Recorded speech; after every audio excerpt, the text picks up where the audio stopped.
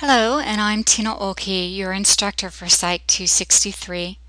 Today we're going to discuss Chapter 6 of Lifespan Development, Temperament and Infancy. There was so much in Chapter 6 that I wanted to talk about. A lot is happening in the socio-emotional world of infancy. Their personalities are starting to take root. They're recognizing emotions and developing attachments. Even though we're not covering those topics in today's mini lesson, I encourage you to read them as they do set the foundations for topics we'll address later in the term. Today we're going to focus in on temperament in infants. Temperament has been described as an individual's behavioral style, a characteristic way of responding. That is a textbook definition. Another way of looking at it is a how of behavior, not what people do, but how they go about doing it. If you have toddlers, two of them, both may be able to dress themselves and be able to be equally motivated.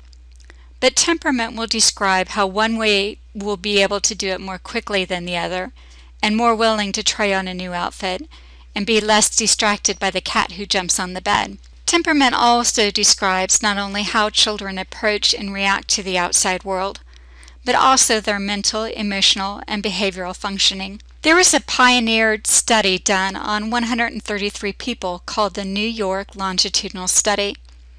Already from the title we can deduce that it was done over a long period of time because it was called longitudinal. It followed 133 people from infancy to adulthood.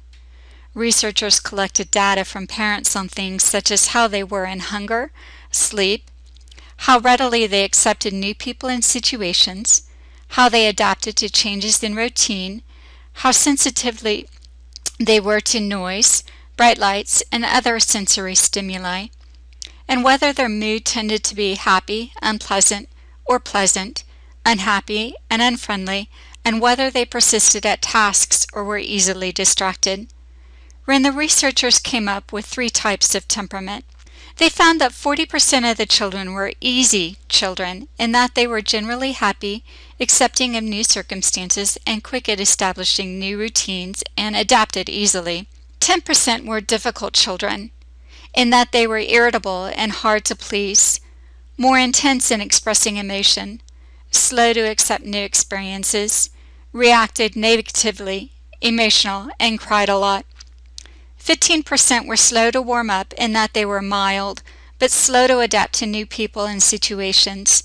They had low-key reactions, and they accepted situations only after repeated exposure.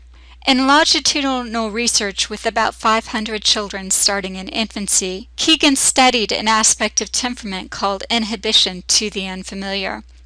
This has to do with how boldly or cautiously the infant approaches unfamiliar objects and situations. He found that infants identified as uninhibited or uninhibited seemed to maintain these patterns of behavior from infancy through early childhood. Let's watch a video where Keegan describes his research. It's a wonderful baby you have. Temperament is one interest of childhood observer Jerome Kagan. Absolutely no motor tension at all. The fact that we're finding differences among infants and children will come as no surprise to anybody.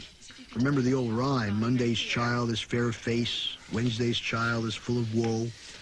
What we are discovering, which is relatively new, is that there is a large set of temperamental categories. We don't know how many scientists will eventually discover. We happen to be focusing on 2 of them. What is most surprising and very gratifying to all of us is that we're able to predict those 2 types of children from a very simple behavior when that child is 4 months old.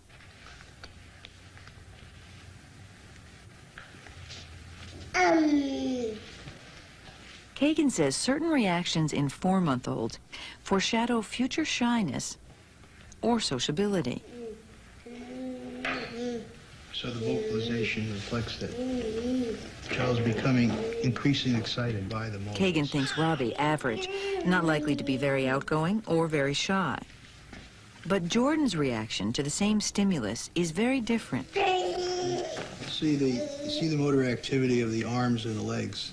So you'll notice as Jordan looks at the mobiles, you see how his legs begin to thrash and flex and his arms begin to move because he is becoming excited to the visual stimulation.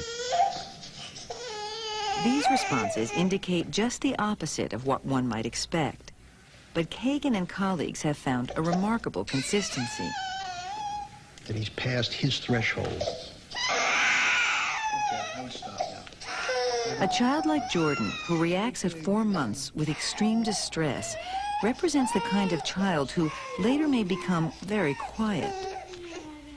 And it's that pattern of that motor tension, the thrashing of the arms and legs, and then the irritability.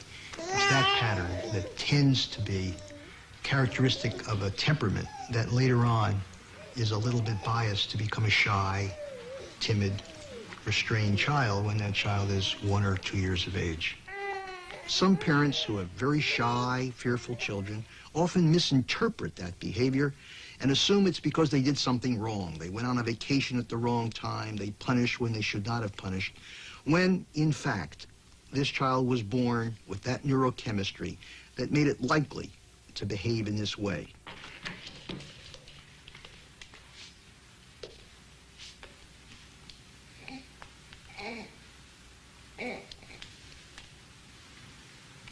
In contrast, a child like Katrina, who's quiet in the extreme, is exhibiting behavior that may mean she'll be more outgoing later. Here's a little bit of arm movement. So you want to notice the lack of tension in her legs, in her arms. You see how relaxed that hand is? That's a very nice contrast. Very nice contrast. When we see Katrina at 14 months, if she's like the other 300 infants we've seen, then you're going to see a sociable, emotionally spontaneous, non-fearful, outgoing 1-year-old. Right? Now we'll see if I'm right. We're going to see you at 14 months, and we're going to see if my prediction is correct. Katrina, don't make a liar out of me, huh? Don't make a liar out of me. My colleague Nathan Fox has related different brain patterns to different temperaments. Electrodes in the cap measure the child's brain activity, recorded as distinctive patterns. As in our studies, the child is then exposed to some everyday stimulus. The printouts measure the electrical activity of the left and right sides of the brain. Amazingly, very shy infants show greater activity in one hemisphere.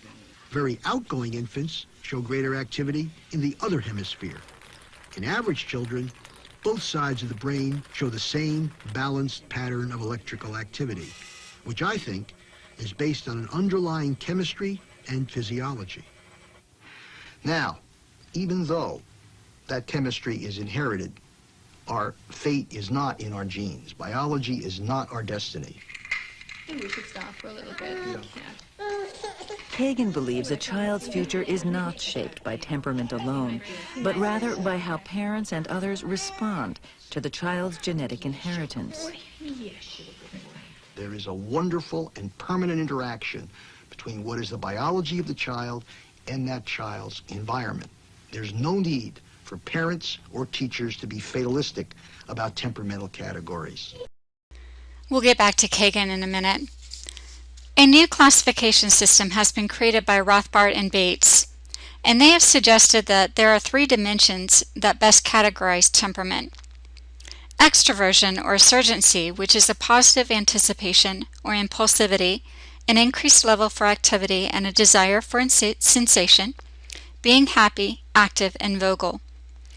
Negative affectivity includes fear, frustration, sadness, discomfort, and anger.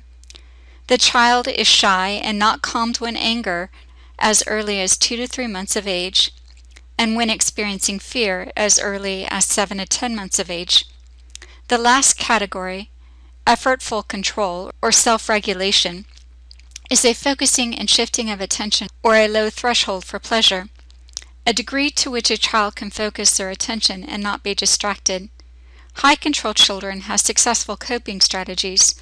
Low control children are disruptive and intensively emotional. So how do children get their temperament? As we heard by the film, Kagan says that children inherit a physiologically that biases them to have a particular type of temperament, but that it is modifiable through experience, either parental treatment or other life experiences. There is also believed to be biological influences.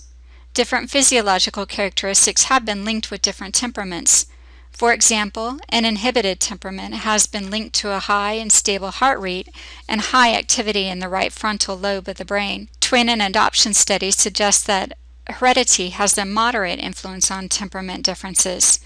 The contemporary view is that temperament is a biologically based but evolving aspect of behavior. Gender may also be an important consideration of how a parent reacts to an infant's temperament.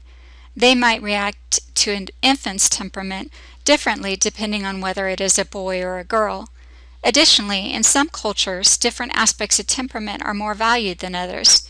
In Western cultures, independence is valued, and they want high arousal and excitement. In contrast, in Eastern countries, they value calmness and dependence on their parents. Goodness of fit is the match between a child's temperament and the environmental demands with which the child must cope. If a very active child is expected to sit still for long periods, or if a slow to warm up child is constantly pushed into new situations, tensions might occur. Caregivers who recognize that the child acts out of certain ways, not because of laziness, willfulness, or spite, but because of their temperament, may be less likely to have feelings of guilt, a loss of control, or be rigid or impatient in parenting. They can anticipate a child's reaction and help the child adapt to the situation. Goodness of fit explains why different children have parents who fit poorly with their dispositions, thereby putting them at risk for later behavioral problems. This concludes what we will be covering in our PowerPoint mini-lesson. The reflective log assignment asks you to either suggest ideas for future research designed to advance knowledge on concepts in the chapter, or to apply the material learned in your life to a current news issue or to experiences in your own life.